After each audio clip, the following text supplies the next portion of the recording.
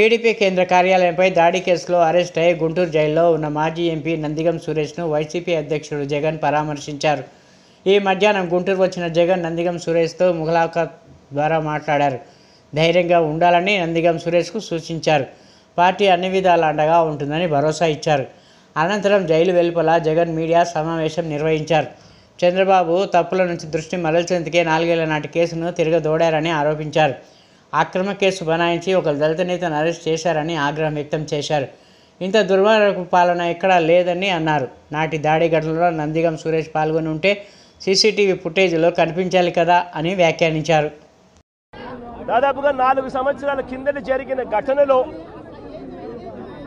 ఈరోజు topic divert చేసేందుకు 4వ తారీఖు రాత్రిన సురేష్ను, దళిత ఎంపీని, విజయవాడ డిప్యూటీ మేయర్ భర్తను అరెస్ట్ చేస్తారు. ఆ రోజు ఏం జరిగింది? పట్టాభి అనే వ్యక్తి ఆ రోజు తెలుగుదేశం పార్టీ కార్యాలయంలో తెలుగుదేశం పార్టీ అధికార ప్రతినిధి ముఖ్యమంత్రిని ఆ రోజు అన్న మాట